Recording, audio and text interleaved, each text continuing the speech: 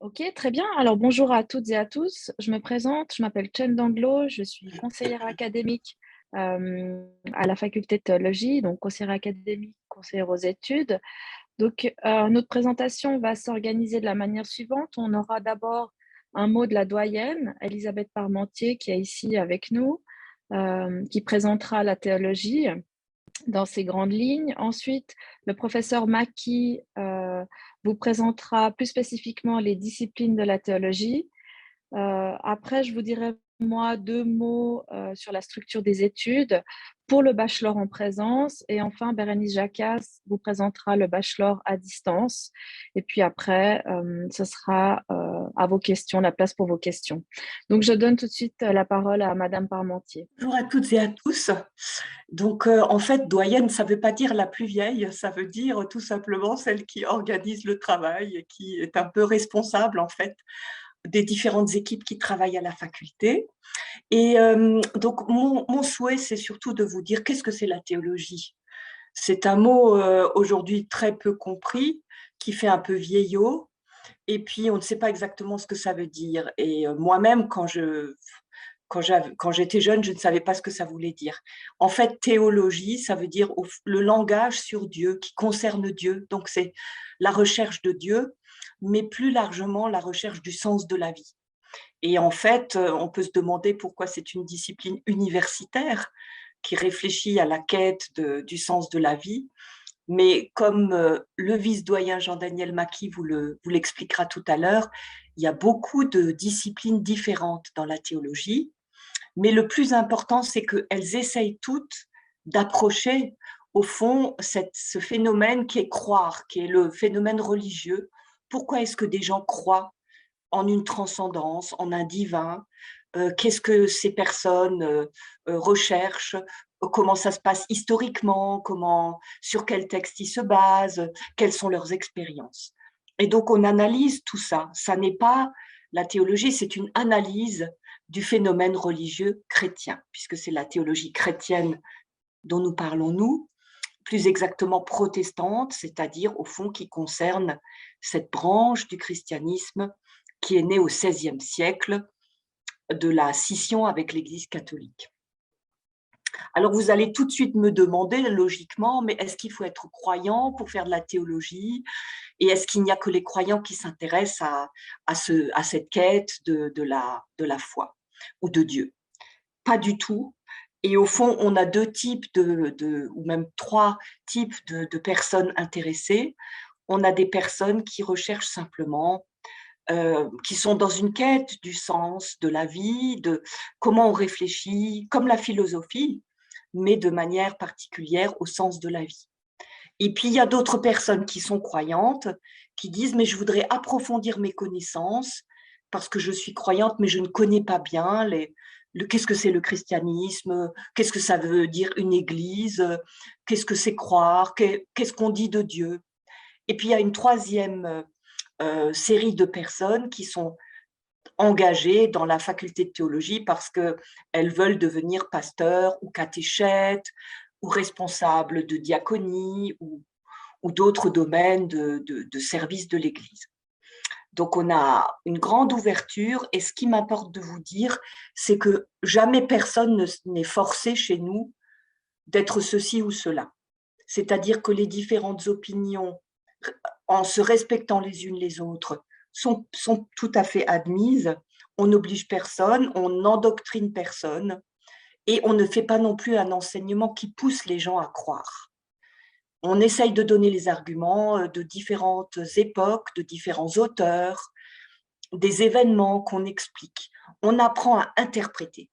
Et je pense que ça, vous en aurez toujours besoin dans votre vie, quel que soit le lieu où vous êtes, quel que soit ce que vous fassiez, on interprète. Parce qu'il y a plein de choses qui nous arrivent dans la vie et y réfléchir et se dire mais quel sens ça a, c'est interpréter. Et tout ce que nous faisons dans l'apprentissage de la théologie, c'est apprendre à interpréter avec des instruments de la raison, avec des instruments des sciences, avec des aides qui nous viennent des sciences humaines en particulier.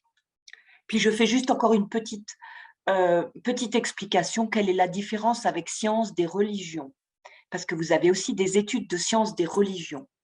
Alors d'abord, les sciences des religions, ça concerne différentes religions, alors que la théologie, c'est la théologie chrétienne. Et deuxièmement, les sciences des religions prennent une posture de l'extérieur, c'est-à-dire elles observent le religieux en restant complètement extérieures. Alors que la théologie, elle observe le religieux, le phénomène chrétien, si vous voulez, en essayant de rentrer dans la logique de l'intérieur. Comment est-ce que le christianisme se perçoit lui-même? Qu'est-ce que l'Église veut dire quand elle confesse la foi? Qu'est-ce que l'histoire chrétienne a compris de sa propre histoire? Comment on comprend les textes bibliques avec l'aide des sciences dans la logique de leurs rédacteurs qui les ont écrits à partir d'une expérience croyante? Donc vous voyez, la posture est différente, mais ça ne veut pas dire qu'on est endoctriné, qu'on est prosélyte, qu'il faut absolument être convaincu. Au contraire, mais on comprend la logique de l'intérieur. Voilà, ça c'est par rapport au… Je suis prête à répondre s'il y a des questions tout à l'heure, mais sinon Chêne et Bérénice répondront bien sûr. Puis alors, la dernière chose que Chêne m'a demandé de vous dire, c'est les débouchés. Alors en fait, comme il y a beaucoup de disciplines qui composent la théologie, comme vous allez l'entendre avec Jean-Daniel Mackie, vous pouvez avoir des débouchés du côté de l'histoire, vous pouvez avoir des débouchés du côté de la philosophie, de la communication. Nous avons des journalistes, nous pouvons également trouver du côté des personnes qui ont fait de la théologie, des gens qui vont dans des domaines de différents types de communication. Et également, bien sûr, la voie habituelle, c'est le ministère pastoral ou le ministère de diacre ou des associations, des églises ou des associations d'entraide ou la catéchèse, c'est-à-dire l'enseignement religieux ou différents types on va dire de métiers qui ont un rapport avec l'aide humaine et l'aide humanitaire. Voilà, mais en fait, ce qu'il faut bien savoir, c'est que tout ce que vous allez apprendre par rapport à l'interprétation vous servira dans tous les domaines, quel que soit le lieu où vous irez après. Et on a beaucoup d'exemples où des personnes ont fait tout à fait autre chose, mais ont été très structurées par ce qu'elles ont appris dans la théologie, en bachelor. Voilà, alors je m'arrête là pour ne pas prendre trop de temps. Et surtout, je vous souhaite beaucoup de joie, quelles que soient les études que vous allez entreprendre, de la passion, de la quête, une soif d'apprendre. Je pense que c'est l'essentiel. Voilà. Merci Elisabeth. Alors je donne maintenant la parole au professeur Jean-Daniel Mackie. Merci et alors, bonjour chères collégiennes, chers collégiens. D'abord je me présente, je m'appelle Jean-Daniel Mackie, je suis prof d'Ancien Testament à la faculté. Donc je vais déjà commencer par essayer de partager mon écran. Voilà. J'espère que vous voyez les slides comme ça. Alors, vous demandez sans doute ce qu'on fait concrètement dans une fac de théologie. Vous avez déjà compris, après la présentation faite par notre doyenne, qu'une faculté comme la nôtre, elle ne cherche pas évidemment à formater les étudiants pour leur enseigner ce qu'est la bonne doctrine ou je ne sais pas quoi du même style. En fait, ce qu'on fait ici, principalement, c'est qu'on réfléchit de façon critique, on étudie de façon critique les religions dans leur dimension historique et sociale. Alors, je ne vais pas vous décrire en détail les différentes disciplines de la théologie, parce que c'est évidemment trop long, il y a 3 ans d'études, et puis au bout de 3 ans, on n'est pas toujours tous sûrs d'avoir compris la même chose, mais je vais vous donner quelques indications un peu générales et prendre quelques exemples de quelques questions qu'on se pose quand on fait des études de théologie. Alors d'abord, ce qu'il faut savoir, c'est que la théologie mobilise des disciplines liées aux sciences humaines qui sont très différentes. On étudie les questions religieuses en utilisant des méthodes d'analyse qui sont assez variées. En faisant de la théologie, en fait, vous verrez, on fait énormément d'histoire. On fait aussi de l'analyse littéraire de manière assez pointue. On utilise des démarches de type philosophique, sociologique et même psychologique. La théologie, c'est donc, on peut dire d'une certaine manière, un grand laboratoire des savoirs. On dit parfois que la théologie à l'université, c'est la dernière, une des grandes facultés généralistes, parce que vous allez avoir, si vous venez chez nous, affaire à des méthodologies d'analyse et de réflexion en sciences humaines qui sont tout à fait larges. Alors, je vais commencer. Il y a deux disciplines qui prennent pas mal de temps dans les premières années de la formation, c'est les sciences bibliques.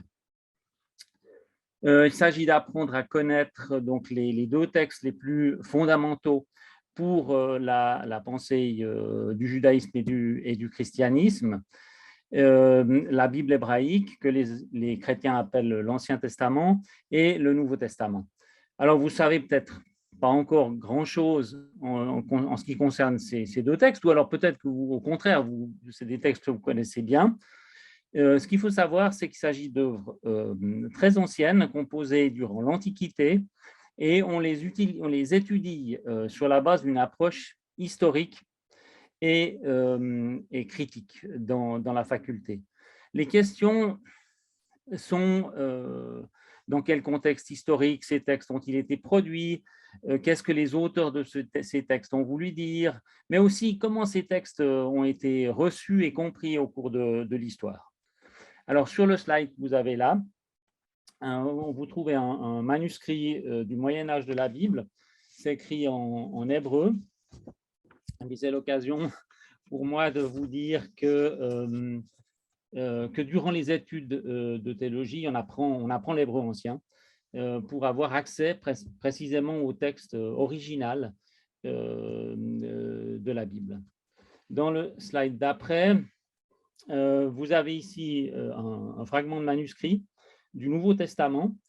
C'est assez fascinant parce que c'est le plus ancien manuscrit, enfin fragment, vous voyez, il est tout cassé, mais il a presque 2000 ans et c'est le plus ancien fragment du Nouveau Testament. On voit aussi que cette fois, ce n'est pas écrit en hébreu, mais en grec. Et c'est l'occasion de vous dire aussi que la deuxième grande langue que vous aurez à étudier, c'est le grec de la Koiné, c'est un grec un peu particulier qui était parlé au début de notre ère. Pour illustrer un petit peu la manière de travailler les textes de la Bible à l'université, je prends juste un petit exemple. Alors, vous savez que la Bible, si vous ne savez pas, vous l'apprenez maintenant, que la Bible, la première chose qu'elle fait, c'est qu'elle commence par une sorte de récit qui raconte la création du monde. Alors, évidemment, il ne s'agit pas d'un texte qui raconte ce qui s'est vraiment passé, mais c'est un texte qui nous informe sur la façon dont les gens dans l'Antiquité imaginaient le premier âge du monde. Alors, dans ce récit, vous voyez, on nous dit voilà, que Dieu dit « faisons l'homme à notre image, selon notre ressemblance ». Alors, on peut se poser pas mal de questions par rapport à ces quelques mots. Et puis, c'est typiquement des questions qu'on pose d'une manière universitaire. Est-ce que ceux qui ont écrit ce texte, il y a plus de 2 millénaires, pensaient que les êtres humains étaient comme des dieux? Et puis, en quoi est-ce qu'ils considéraient que c'était le cas, puisqu'ils l'ont écrit? Est-ce qu'ils savaient sans doute, comme nous tous d'ailleurs, qu'on n'est pas éternel, donc on est dans une certaine manière, on n'est pas vraiment comme des dieux. Donc c'est sans doute autre chose qu'il voulait dire en utilisant cette formule. Est-ce que c'est que l'humain est intelligent comme un dieu? Est-ce que c'est parce qu'il est libre de ses choix, de ses stratégies de vie? Est-ce que c'est parce qu'il domine le monde, un peu comme on pensait dans l'Antiquité que Dieu dominait le monde? Est-ce que, voilà, c'est évidemment des questions qui ont toute une série d'implications éthiques, philosophiques. Et puis une dernière chose, vous avez peut-être remarqué, Dieu a l'air de parler en nous Alors, c'est aussi une question typiquement universitaire qu'on peut se poser face à ce texte.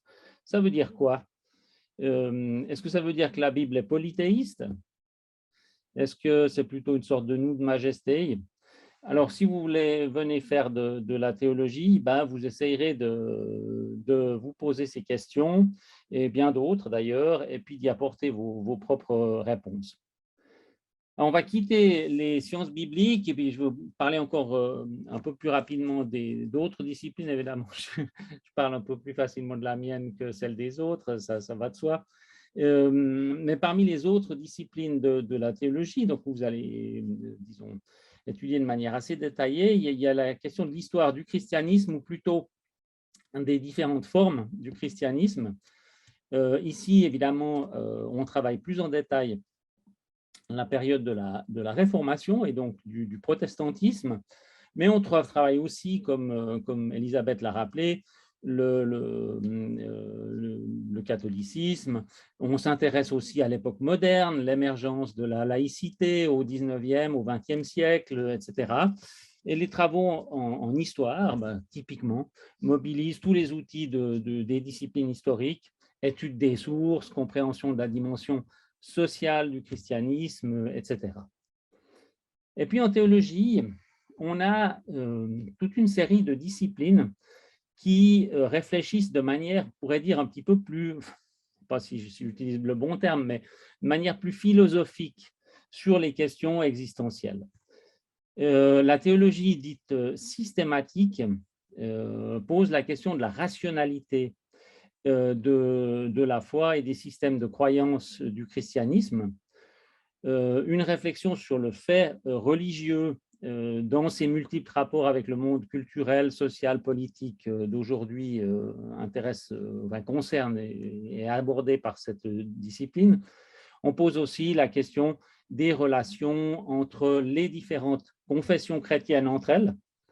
Vous savez que ce n'est pas toujours facile, et entre les différentes religions. L'éthique fait aussi partie des disciplines de la théologie. Alors là encore, il ne s'agit évidemment pas de définir une sorte de morale chrétienne fixe et définitive. Ça n'a pas de sens.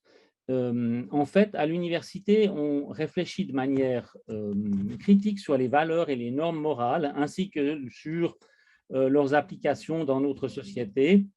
On constate en permanence d'ailleurs que ces normes ont tendance à évoluer, parce notre société est confrontée à des nouveaux défis. Par exemple, aujourd'hui, on s'interroge beaucoup sur les questions d'éthique environnementale ou les questions d'éthique dans le monde virtuel, etc. Et ça, c'est évidemment des choses qui sont assez fascinantes.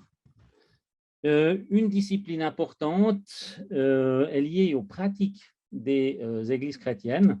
Là aussi, les approches visent à comprendre ces pratiques sociales et leurs conséquences.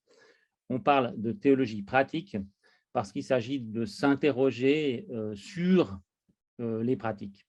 On acquiert aussi des outils dans cette discipline en matière de sciences de la communication, etc. Et évidemment, Elisabeth nous en parlerait beaucoup plus en détail.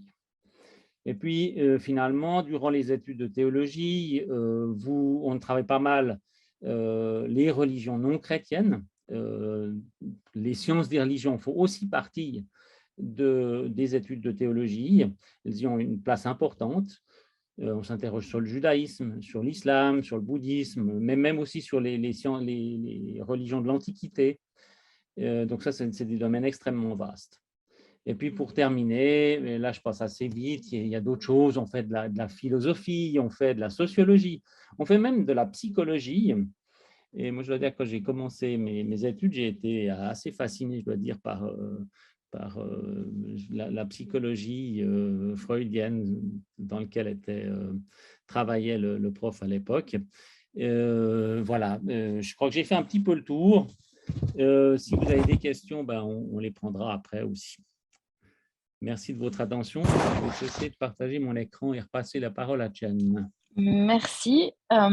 Du coup, maintenant, on va passer la partie un petit peu plus pratique. peu plus brève que mes prédécesseurs, donc je ne vais pas reprendre voilà, tout le contenu des disciplines. Moi, ce que je vais vous présenter, c'est la structure des études. Le bachelor s'inscrit dans ce qu'on appelle la formation de base, qui est formée donc du bachelor et du master. Le bachelor dure au minimum 3 ans. Ce qu'il faut savoir, c'est qu'il y a la possibilité de faire des études à temps partiel et du coup de faire ce bachelor sur plus d'années. Le master, généralement, dure 2 ans, mais également, c'est possible de le faire en 3, 4, voire 5 ans si vous voulez faire des études à temps partiel. Et ensuite, on a ce qu'on appelle la formation approfondie, qui est le doctorat. Mais ça, c'est plus loin dans le temps et ça dure généralement entre 5 ans, voire un peu plus. Je sais de quoi je parle. Donc, voilà. Donc, nous, ce qui nous concerne aujourd'hui, c'est la formation de base et le bachelor. Dans notre faculté, on a un bachelor, mais on propose 2 formations. Et c'est un petit peu la spécificité de la faculté de théologie. On propose un bachelor dit en présence, avec les cours en présence, et un bachelor à distance, dont Bérénice vous parlera plus tard, qui reprend les mêmes disciplines que le bachelor en présence. Si vous voulez, c'est le même bachelor, mais qui est, si vous voulez, organisé un petit peu différemment. Donc, vous avez ces 2 possibilités pour faire le bachelor en théologie. Le master, et ça c'est important de le dire déjà ici, est également hybride. Le master vous permet également de suivre les cours en présence ou à distance, et ça à choix de l'étudiant. Ce qui signifie que vous avez la possibilité de faire toute la formation de base, donc le bachelor et le master, à distance. Complètement à distance, avec bien évidemment, comme on parlera sûrement Bérénice, des examens à faire occasionnellement à l'université, mais la possibilité de faire tous vos cours à distance. Alors, si je reviens sur le bachelor en présence, il faut savoir que c'est un bachelor qu'on dit Azur. Ça veut dire que les cours sont offerts conjointement par l'Université de Genève, mais aussi l'Université de Lausanne. Dans le cadre du propédeutique, qui est donc au bas de l'écran, qui est la première année en fait du bachelor, vous commencez déjà l'hébreu et le grec, dont a parlé Jean-Daniel tout à l'heure, l'hébreu biblique et le grec ancien, et vous commencez avec toutes les introductions des différentes disciplines de la théologie. Une fois que vous avez réussi votre propédeutique, vous passez dans ce qu'on appelle la seconde partie du bachelor. Vous continuez encore une année les langues bibliques, l'hébreu et le grec, et vous approfondissez les différentes disciplines de la théologie. Et vous pouvez également suivre des cours en philosophie, en sciences des religions, en spiritualité ou d'autres cours. Vous avez le choix dans ce qu'on appelle des cours à option pour suivre des cours voilà, dans d'autres disciplines. Alors, quels sont les atouts de notre formation? On a une grande flexibilité dans les études avec ces 2 bachelors, en présence ou à distance, sachant que dans le cadre du bachelor à distance, vous pouvez suivre aussi des cours en présence. Donc, on a une grande flexibilité dans l'organisation des études. On a la possibilité de faire ces études à temps partiel, ce qui peut être selon les situations pratiques de faire ces études sur une plus longue période. On a une petite faculté, mais on a une petite faculté avec de nombreuses ressources et on propose en fait des échanges privilégiés entre le corps enseignant et les étudiants du fait que nous sommes une petite faculté et un accompagnement personnalisé et performant pour tous les étudiants. Enfin, on est une faculté de réputation internationale et on est une des plus importantes facultés de théologie francophone. Donc, vous avez ici à Genève voilà, la possibilité de faire des études de théologie dans une faculté largement reconnue. Alors, pour plus d'informations, vous pouvez me contacter directement. Donc, chendandlo@unige.ch. Je répondrai à toutes vos questions si vous en avez encore après la séance d'information. Et je vous invite aussi à visiter le site de la faculté de théologie qui présente les différents cursus, les différents plans d'études et les différents règlements. Donc, voilà. Je passe maintenant la parole à Bérénice Jacquaz. Oui, bonjour. Je vais aussi partager mon écran. Très bien. Alors moi, je suis là pour vous parler d'une possibilité qui peut vous intéresser, qui concerne toujours le bachelor en théologie, mais qui peut être étudiée grâce à une formation à distance. Donc, vous pouvez être inscrit en tant qu'étudiante et étudiant à distance. Donc, c'est une formation qui existe depuis plus de 20 ans. Elle a été mise en place en 1998 et d'ailleurs sur l'idée de Jean-Daniel Mackie qui est là. Donc, nous avons une longue expérience pédagogique dans ce domaine. Donc, comme l'intitulé le laisse sous-entendre, les études à distance, elles s'adressent aux personnes qui ne peuvent pas venir suivre les cours en présence à la faculté.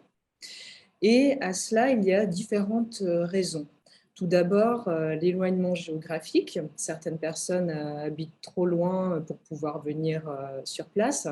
Et c'est ce qui donne aussi un côté cosmopolite à cette formation à distance, puisque dans les cours, il y a des étudiants qui habitent bien sûr en Suisse, mais aussi en France, en Belgique, dans d'autres pays de l'Europe, l'Italie, l'Espagne, la Grande-Bretagne. Il y a également des personnes qui habitent dans des pays d'Afrique francophone. Et puis, de manière encore plus éloignée, des personnes au Canada ou en Amérique du Sud. Une deuxième raison pour faire les études à distance, et elle est assez courante, c'est le... Pardon, mon curseur est allé trop vite. C'est si les personnes ont une activité professionnelle qui, bien sûr, ne leur permet pas de se libérer et de venir en journée suivre les cours. Une troisième raison, ça serait de pouvoir combiner un double cursus. Il y a parfois des étudiants inscrits à la fois à la faculté des lettres ou des sciences qui s'inscrivent en plus au bachelor à distance parce que ça leur permet de combiner deux cursus. Mais autant vous dire que c'est quand même pas donné à la portée de tout le monde et qu'il faut vraiment avoir une capacité de travail importante. Et puis enfin, des personnes s'inscrivent dans cette formation parce que c'est un type d'enseignement qui leur convient, qui leur permet peut-être de s'organiser un peu différemment dans la vie quotidienne, qui ne contraint pas à venir à des horaires précis. Et puis, parce que ce type d'enseignement où on est un petit peu plus actif, où on travaille un peu plus par soi-même, voilà, ça peut convenir aussi à certaines personnes. Alors, il faut rappeler que donc ce bachelor à distance, il a effectivement de nombreux points communs avec le bachelor en présence. Chen l'a dit, les disciplines enseignées sont les mêmes et donc tout ce qu'a présenté Jean-Daniel Mackie, vous le retrouverez. Les enseignants sont également les mêmes. On n'engage pas un personnel spécifique pour donner ces cours à distance. Ce sont les professeurs de la faculté de théologie qui donnent aussi ces cours. Et puis enfin, très important, le diplôme que vous allez obtenir à la fin de ces études à distance aura bien la même valeur que le diplôme qui est décerné aux étudiants en présence, parce que parfois on peut avoir un peu le doute, est-ce que c'est pas un diplôme au rabais ou ce genre de préjugés.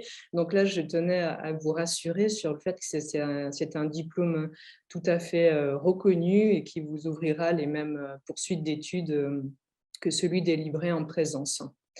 Et d'ailleurs, du fait qu'il ait cette même valeur, il ne faut pas oublier justement que ça reste, même si c'est une formation à distance, ça reste des études de niveau universitaire qui impliquent un travail régulier et conséquent.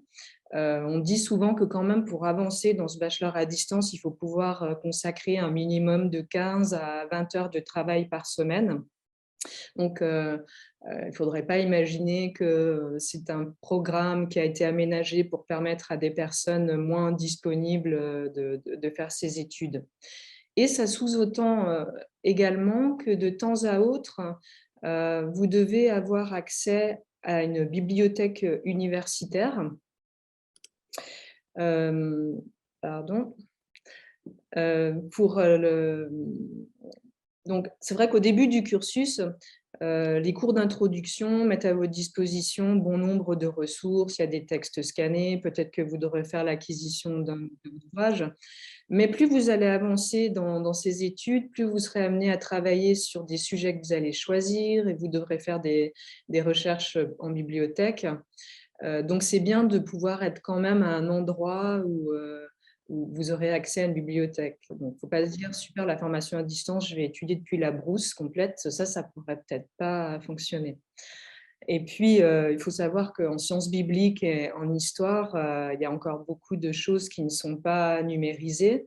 Alors, c'est vrai que là, il y a un progrès constant au niveau de l'accès aux ressources numériques et puis les services de numérisation, mais qui a encore ses limites. Alors maintenant, les différences. Le bachelor à distance, il se démarque vraiment par sa flexibilité puisque les études, elles peuvent être étalées entre 3 et 6 ans. Normalement, le bachelor en présence, c'est 3 ans. Et là, vous pouvez étaler sur plus d'années. Donc, ça peut être 3 ans et demi, 4 ans, 4 ans et demi, 5 ans, 5 ans et demi, 6 ans. Pourquoi? Parce que souvent, les personnes qui travaillent à côté de leurs études, eh bien, elles ne peuvent pas prendre autant de cours que quelqu'un qui étudie là en présence. Et donc, il faut leur permettre d'avancer à leur rythme un peu plus lentement. Mais on a aussi des étudiants à distance qui réussissent à faire ces études en 3 ans, 3 ans et demi, parce qu'ils ont le temps disponible. Et je voulais justement à ce propos, puisqu'on est un peu dans les questions de temporalité, vous indiquer qu'il est possible de s'inscrire pour la rentrée de septembre, au semestre d'automne, ou celle de février, au semestre de printemps. Donc, si jamais vous loupez le cap, le coche à la rentrée de septembre, ou si vous faites un semestre dans une autre faculté, puis que vous vous rendez compte que finalement, ce n'était pas vraiment ça, sachez qu'il est toujours possible de s'inscrire dans ce bachelor à distance en cours d'année à la rentrée de février. Et donc, c'est comme ça, on propose ces 2 rentrées chaque année. L'autre différence principale de ce bachelor à distance, c'est son mode d'enseignement, puisque les cours sont en ligne sur Internet et en mode asynchrone. Alors, qu'est-ce que ça signifie? Tout de suite, j'aimerais écarter une conception classique qui consiste à penser qu'il faut être connecté un jour à une heure précise pour écouter un prof en train de donner son cours. Ça ne marche absolument pas comme ça dans notre système. Donc, comme je vous le disais, les cours sont effectivement sur Internet, sur une plateforme d'enseignement qui s'appelle Moodle, qui est utilisée par toute l'université, qui permet de déposer du contenu et aussi d'interagir facilement avec les étudiants pour qu'ils puissent déposer des travaux, participer à des forums. Ce qu'il faut comprendre, c'est que pour chaque cours que vous prendrez, il y a 7 leçons dans le semestre qui sont publiées toutes les 2 semaines, le vendredi, selon un calendrier qui est annoncé à l'avance. Donc, imaginons que vous vous êtes inscrit au cours d'introduction à l'Ancien Testament. Pour ce cours, il va y avoir 7 leçons diffusées sur Moodle, le vendredi toutes les 2 semaines, et le calendrier annoncé à l'avance, on vous le donne avant le début du semestre, et vous saurez que la première leçon, elle a lieu le 25 février, la deuxième le 8 mars, etc. Alors attention, ça ne veut pas dire que le vendredi du jour de la publication, vous devez vite vous connecter et c'est ce jour-là que vous devez étudier. Ce n'est pas ça. Pendant 2 semaines, vous accédez à un programme de travail que vous allez étudier au moment de votre choix. Et chaque leçon est constituée toujours de la même manière. Il y a toujours un éditorial qui vous annonce un peu de quoi va parler la leçon, de quoi elle est constituée. Il y a le cours en tant que tel qui peut être sous différents formats. Certains professeurs choisissent de rédiger un petit fascicule qui représente peut-être 15-20 pages PDF que vous récupérez, que vous allez devoir étudier.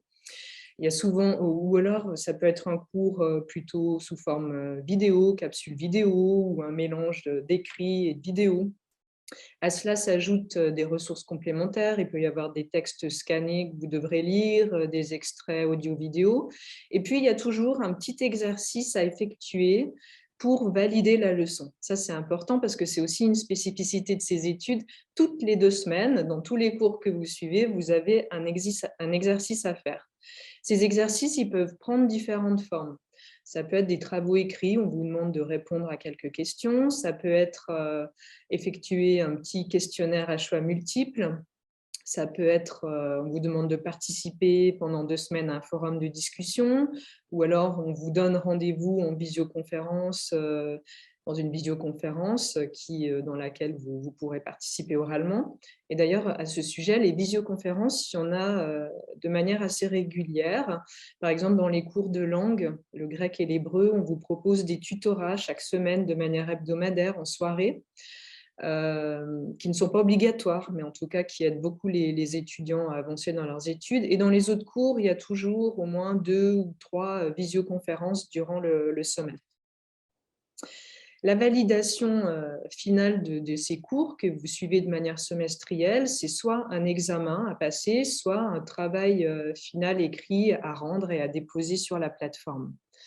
Au sujet des examens, ces derniers ont en principe lieu à la faculté. Donc, les dates sont connues longtemps à l'avance, elles sont diffusées sur le site internet, ce qui permet déjà de repérer quel jour vous devrez venir. Mais il ne faut pas trop s'inquiéter parce que ça ne bloque jamais les gens pendant 1 semaine ou 2. C'est à la rigueur, vous aurez 3 examens. Tous les cours ne sont pas validés par des examens. Et qui plus est, pour les personnes qui habitent vraiment loin, à l'étranger, il est possible de demander une dérogation pour pouvoir les passer à distance. Alors, je passe ensuite à une autre caractéristique. C'est allé un peu trop vite. Voilà. Un point important donc, que vous avez peut-être déjà entrevu, c'est que le bachelor à distance, il repose vraiment sur une pédagogie particulière où l'étudiant, il est très actif tout au long de ses études. Du fait que c'est vous qui faites l'effort d'aller récupérer les contenus pour les étudier, du fait que vous allez devoir rendre ces travaux très régulièrement, toutes les 2 semaines, ça met l'étudiant dans une position où voilà, il est très impliqué et on a remarqué que c'est très efficace au niveau de l'apprentissage, le fait de devoir rédiger comme ça très régulièrement. Ça permet de mieux retenir les choses et souvent les étudiants me disent que quand ils arrivent à l'étape de l'examen, ça ne leur demande pas un effort trop important de révision parce qu'ils ont déjà beaucoup travaillé régulièrement tout le semestre, donc ils font une bonne relecture finale et en général, c'est suffisant. Du fait qu'il y ait ces travaux réguliers, cela vous permet aussi de bénéficier d'un suivi et d'un encadrement qui est assez exceptionnel à l'université parce que pour chaque travail, vous allez avoir un retour des enseignants, un retour individuel. Et ça, c'est aussi ce qui permet vraiment d'apprendre. C'est dans cette interaction que vous avez avec le personnel enseignant. Donc, peut-être que tous les échanges un peu spontanés que vous n'aurez pas après, dans les échanges de couloirs ou à la fin des cours, etc., ils sont compensés par vraiment cet encadrement très précis sur chacun des travaux que vous allez rendre. Et les étudiants en sont vraiment très contents. Donc, pour vous donner une idée, il y a à peu près des groupes de 20 étudiants par cours. Donc, c'est un chiffre qui permet vraiment aux enseignants de connaître chaque étudiant et puis de l'aider à progresser tout au long du semestre. Vous vous posez aussi peut-être les questions justement sur les rapports que vous aurez avec les autres étudiants. Donc, avec les enseignants, vous l'avez compris, c'est très régulier. Au moins toutes les 2 semaines, vous aurez un contact. Et puis, il y a les visioconférences aussi régulières. Vous pouvez bien sûr aussi les contacter facilement par mail si vous avez besoin.